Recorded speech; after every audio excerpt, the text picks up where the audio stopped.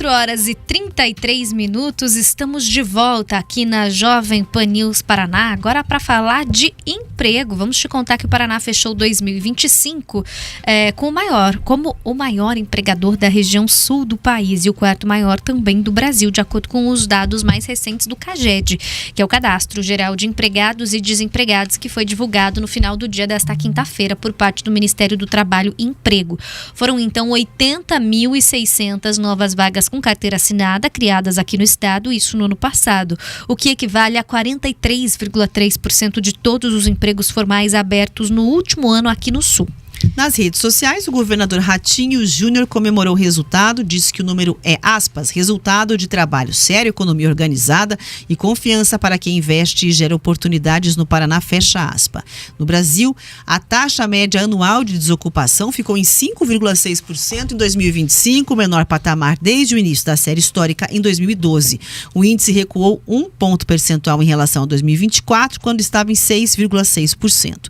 E dados divulgados hoje pelo IBGE mostram que o rendimento médio dos trabalhadores brasileiros chega a R$ 3.613 em 2025. R$ 3.613, o maior valor da série histórica. A pesquisa nacional por amostra de domicílios, iniciada em 2012. Tem que ver o que dá para fazer com o poder de compra, né? Tá bom, você tem lá chegando a 3.613, mas como é que anda também essa questão da inflação no seu bolso?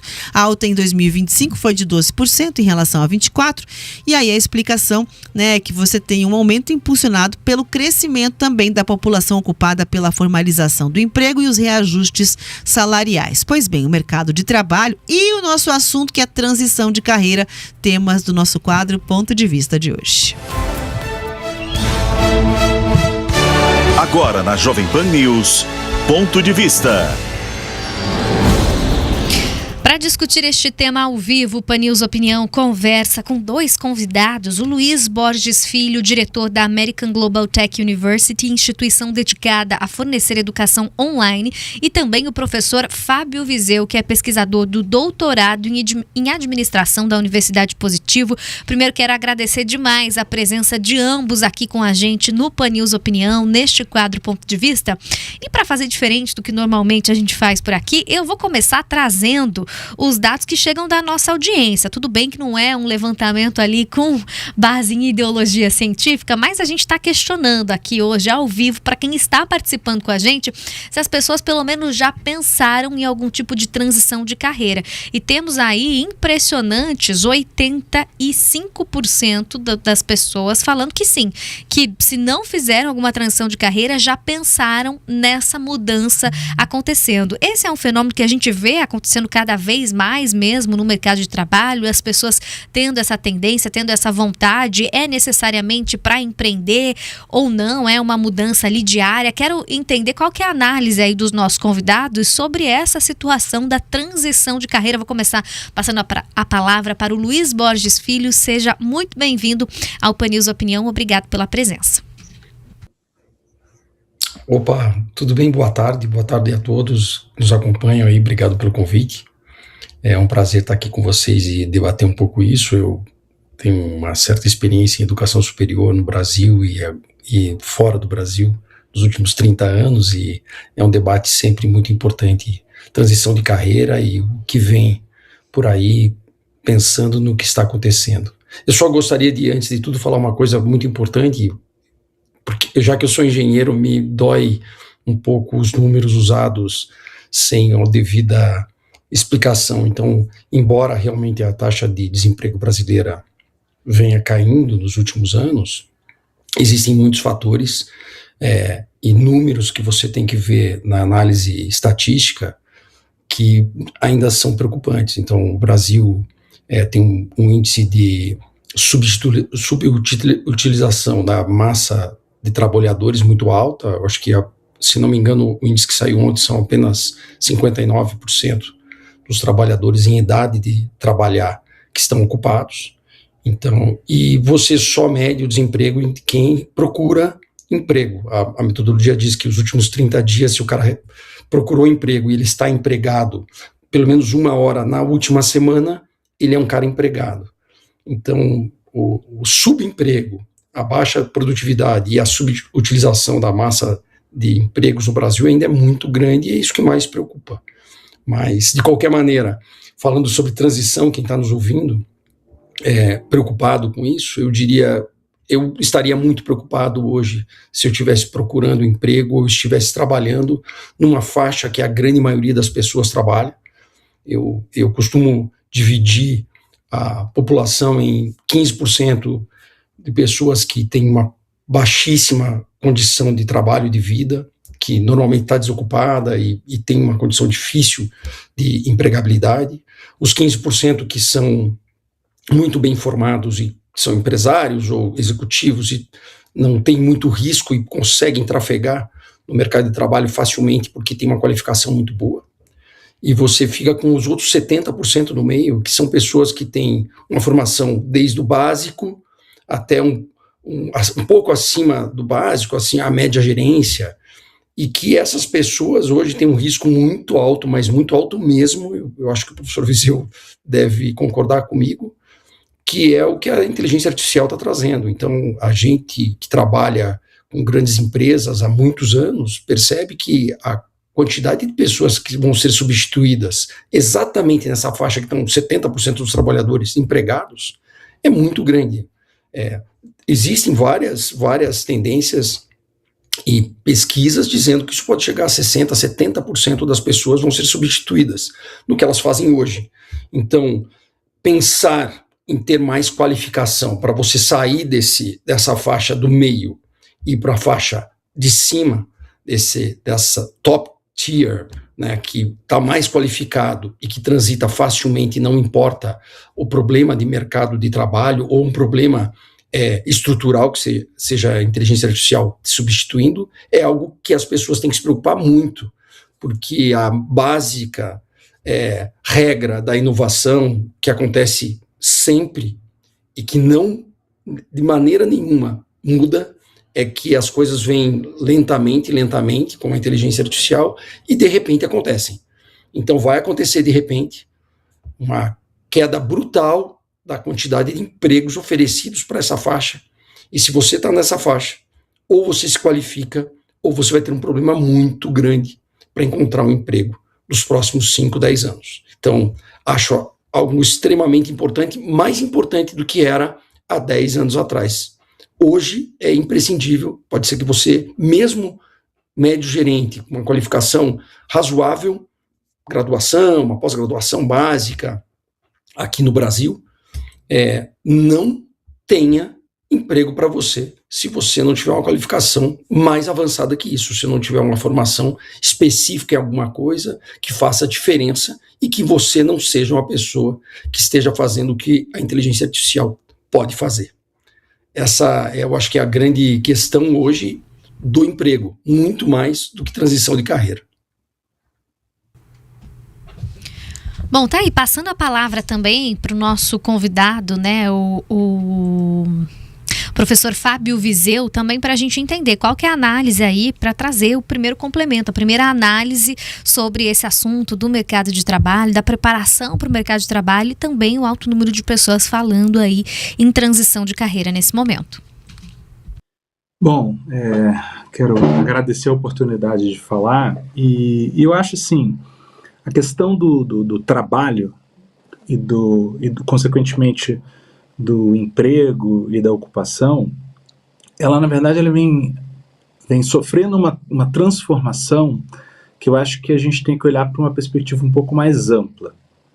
Então assim, de fato há, não só no Brasil, né, uma taxa baixa de desemprego, como essa aqui, dos dados que foram mencionados por vocês hoje. Isso acontece no mundo inteiro, então há uma tendência mundial de taxas mais baixas de desemprego, mas há um outro fenômeno por trás disso que inclusive pode até explicar essa questão, que é justamente, vamos chamar assim, de uma mudança nas relações de trabalho, né? Sob uma perspectiva, alguém poderia até chamar isso de precarização das relações de trabalho. Então, relações de trabalho sem tantas garantias, uma negociação de um contrato de trabalho com menos benefícios ou num nível salarial proporcional vamos dizer assim, a média dos diferentes postos de trabalho mais baixa. Então, traduzindo para o ouvinte, para ele poder entender, hoje, pessoas mais qualificadas que há 30 anos atrás, há 20 anos atrás, né, tinham um salário considerado de alto poder aquisitivo, não tem mais. Vamos pegar o exemplo, né, que foi dado, por exemplo, dos engenheiros, né? Então, hoje, um engenheiro júnior ou um engenheiro recém-formado, aliás, não só um engenheiro, né? Eu sou professor universitário há mais de 25 anos, atuo numa grande universidade da cidade, atuo pesquisando a questão do trabalho há muito tempo, então eu consigo observar isso tanto na parte científica das pesquisas que eu tenho contato, que eu realizo, mas também na prática, né? Como professor de uma universidade, professor que já teve atuação em cargos da gestão universitária, e que a gente consegue medir essa questão de que as pessoas se formam, né, engenheiros, advogados, administradores, até áreas que têm vamos dizer assim, uma certa reserva de mercado, como a área de saúde, elas estão ganhando menos proporcionalmente ao que ganhavam os mesmos profissionais recém-formados há 30 anos atrás. As relações de trabalho, elas estão sendo, os contratos de trabalho, menor dizendo, eles estão cada vez mais em regimes, vamos dizer assim, mais informais ou não seletistas, né? Estão traduzindo.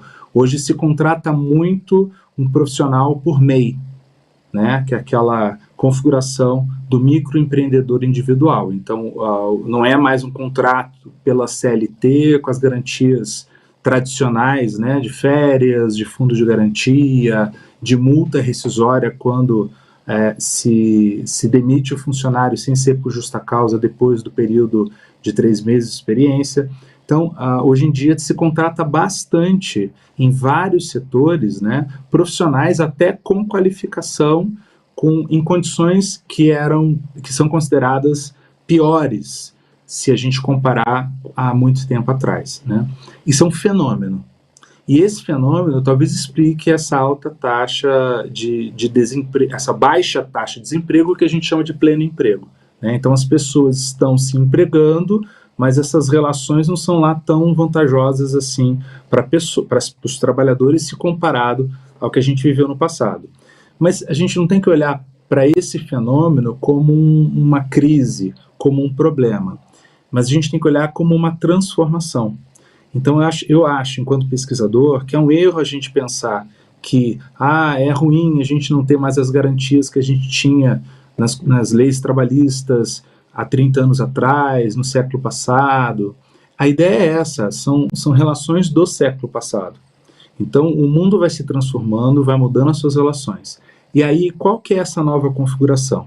Além de um ponto, né, que foi muito bem colocado pelo meu colega, que você tem que realmente ficar muito ligado quais são as exigências novas do mercado de trabalho. Eu acho que a questão de um mínimo domínio da inteligência artificial é uma das questões, não é a única e talvez não seja a mais importante, não sou eu que estou dizendo, são as pesquisas, né? Com certeza absoluta, um ponto fundamental desse novo profissional para que ele consiga garantir a sua empregabilidade, para ele consiga garantir ser um profissional que vai poder brigar pelos melhores postos de trabalho, pelas melhores oportunidades de trabalho, é a questão comportamental, é a questão da autonomia na sua carreira em termos de uma qualificação continuada. Então ele tem que sempre estar buscando aprender coisas novas e não qualquer coisa, coisas que as empresas desejam. Precisa adquirir novas competências, mas essas competências, como eu falei, a inteligência artificial, o domínio dessa ferramenta é algo fundamental, né? Entender o que a ferramenta pode fazer para não fazer aquilo que você pode ser substituído por essa tecnologia é importante. Dominar a tecnologia, ou seja, você tem que também saber que não só você tem que evitar tarefas ou competências que podem ser substituídas pela inteligência artificial, mas você também tem que dominar o uso dessa inteligência para que o seu trabalho seja mais eficiente. Então, eu sempre digo que a ferramenta de IA para o profissional, ela tem que ser um recurso, ela tem que ajudá-lo a fazer melhor o que ele sabe fazer. Então, eu brinco, né, com os meus alunos que a IA é como se fosse um assistente, um estagiário.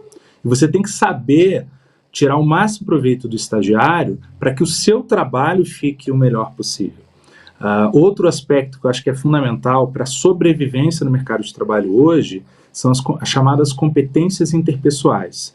O pessoal usa muito o termo soft skills, né? Soft skills em contraposição às chamadas hard skills. Então, as hard skills são aquelas tarefas, aquelas habilidades que demandam de você um conhecimento técnico, né? Então, é um engenheiro fazendo uma apreciação técnica na sua área de competência, um médico fazendo lá um procedimento médico que ele aprendeu. Isso é a competência técnica, é a hard skill. A soft skill é saber negociar, saber conversar, saber liderar, saber ser liderado, né? Ter empatia pelas pessoas, enfim, uma série de competências humanas necessárias para o bom convívio no mundo do trabalho, para as boas relações com fornecedores, com clientes. Então, essas questões sempre foram importantes, mas hoje em dia eu diria que elas estão bem mais importantes e podem sim fazer a diferença no mercado de trabalho. Quero entender do Luiz Borges Filho também como que é a análise de como deve ser o mercado de trabalho, e eu acho que a gente, me corrija se eu estiver errada, né, que a gente consegue fazer uma diferenciação também de gerações que já estão no mercado de trabalho, e aí a gente vê muita gente falando sobre essa transição de carreira, de uma preparação para as mudanças que a gente está vendo acontecer no mercado de trabalho, e uma geração que está chegando agora, já pegando, por exemplo, essas tecnologias aí que o professor Fábio já falou, já muito mais natos, digamos assim, mas também com uma cabeça, acredito eu, bastante diferente do que querem ali para as suas carreiras no mercado de trabalho. Como que vocês acompanham isso e fazem esse paralelo geracional, Luiz?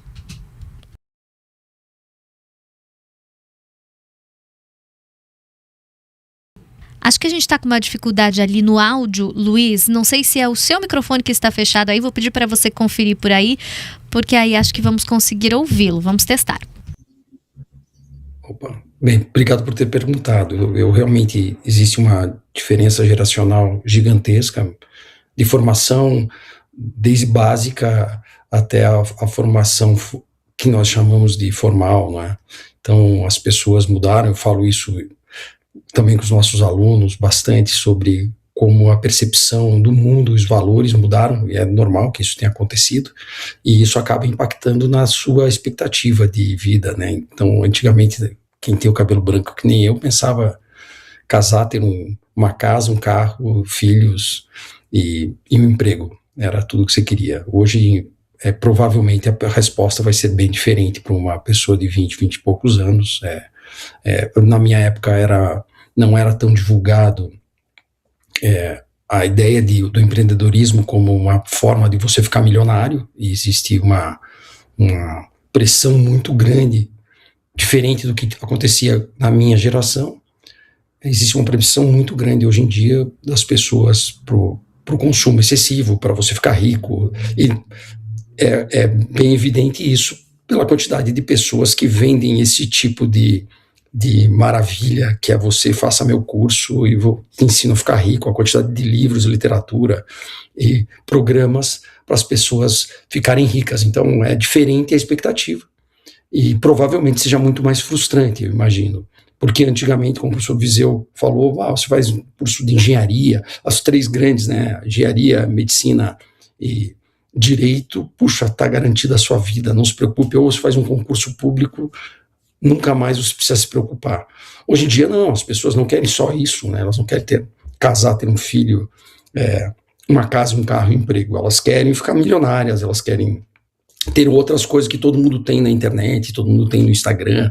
Então tem um monte de uma pressão muito grande da mídia em geral que acaba impactando essas pessoas mais novas e que esperam ter mais do que a gente esperava na nossa época. E a verdade é que nós somos fadados ao fracasso. Tem um amigo meu que é consultor da Pricewaterhouse que fala isso, que é muito doído, mas nós somos fadados ao fracasso, porque a grande maioria das pessoas não tem isso que a gente gostaria de ter quando tem 20 anos. Então, depois de 30, 40 anos, você descobre que tá bom do jeito que é, não tem problema, mas que você não conseguiu, porque você queria ter um monte de coisa e não tem. E para ter esse monte de coisas, as pessoas acabam, normalmente, hoje em dia, procurando um caminho mais fácil. Eu costumo dizer que o caminho mais fácil é comprar um curso, torne-se um milionário, nunca dá certo, é irrelevante o percentual de pessoas que realmente ficam milionárias depois de fazer um curso assim, mas normalmente se tenta o caminho mais fácil. E o caminho mais fácil dificilmente é a educação formal.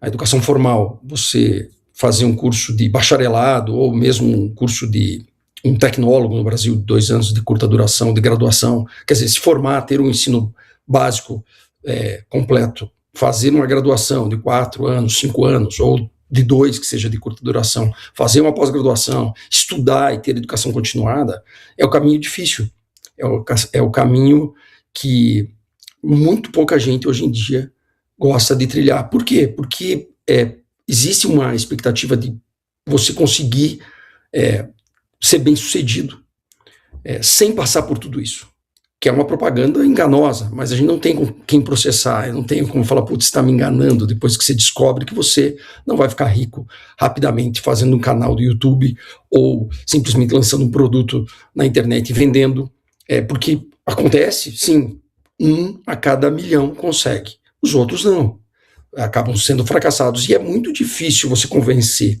essas pessoas que estão entre 15 e 25 anos de que o método tradicional, que é bem difícil, que é você estudar de verdade, passar por uma faculdade, trabalhar formalmente, conseguir um emprego que começa pagando pouco, como o professor falou, mas que você tem chance de crescer, contanto que você se classifique, se preocupe, que você seja uma pessoa atenta ao que o mercado necessita, é difícil. E a maioria das pessoas, infelizmente, hoje em dia, tem dificuldade de acreditar num velhinho que nem eu falando isso.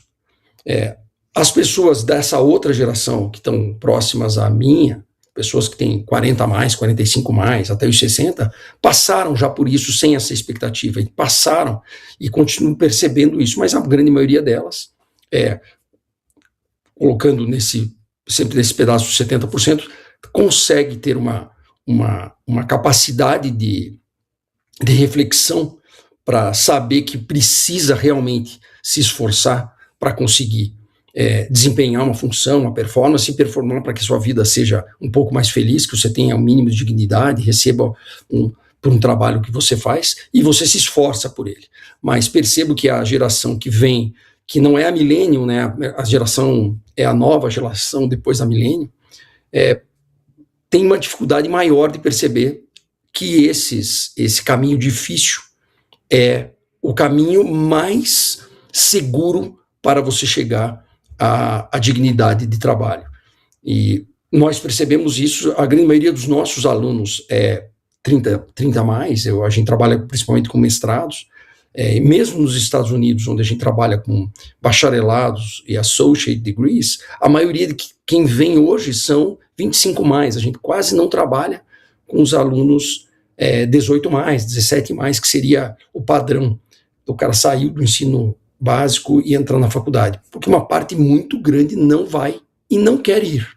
Talvez aconteça nos próximos anos disso mudar, exatamente para as pessoas começarem a perceber que talvez esse caminho seja mais correto, mas é muito difícil nós, instituição de ensino, ou instituições de ensino que formem de alguma maneira, não exatamente faculdades, universidades, mas formadores de currículos, né, empresas que treinam, dão educação continuada. Nós competimos hoje com um discurso que é muito mais agradável, né? A gente não fala para ninguém, provavelmente na Universidade Positivo não existe essa propaganda, eu acredito que não, você fala, vem aqui, você vai ficar rico, vem aqui, eu garanto que você vai ter o emprego dos seus sonhos.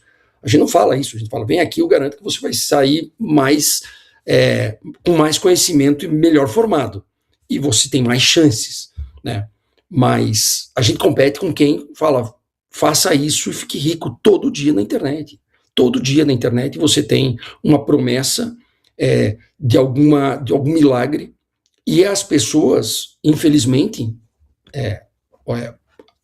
tendem a acreditar, porque você se apega, né, a um sonho, poxa, vai que dá certo, e a instituição de ensino em geral compete com isso. Então a gente compete com este cara que promete uma vida fácil e maravilhosa, e a gente vendendo uma vida difícil do trabalhador. Aí espero que com o tempo a gente consiga vencer essa batalha, mas não é simples. E por isso mesmo talvez tenha tanta gente, do que eles chamam dos desalentados, as pessoas que nem estudam nem trabalham, porque tentam fazer alguma coisa para dar certo muito rápido e acabam abrindo mão do caminho difícil, que é a formação mesmo. Me preocupa bastante. Eu sou, embora pareça um pessimista aqui falando, eu sou muito realista quanto à situação, porque a gente vê o número de pessoas que não fazem nenhuma coisa nem outra, que só aumenta. E só ajudando aqui o professor Viseu, hoje eu acho que a pesquisa de ontem do CAGED fala que tem 38% de profissionais trabalhando em empregos na informalidade no Brasil. É gigantesca. 38% é muita gente. Eu acho que chegou no máximo histórico, esse 38%. Então quer dizer que a cada 2 pessoas, uma trabalha com CLT, ou um trabalho do que a gente conhecia, e outra pessoa dessas 2 trabalha de alguma maneira, seja vendendo um serviço rápido, ou o que eu diria é um bico. Metade das pessoas trabalham com um bico. É muito preocupante. E vivem disso. Provavelmente um trabalho menos digno e uma remuneração que não dá a dignidade de vida que nós esperamos que todos tenham. Quero agradecer aos professores, 4h59. Infelizmente não temos tempo para mais nada aqui no nosso quadro Ponto de Vista, no nosso Pan News Opinião. Um bom final de semana para você que está com a gente na audiência. Lembrando que a partir das 3h da tarde de segunda-feira estaremos de volta por aqui. Grupo RIC, jornalismo de resultado.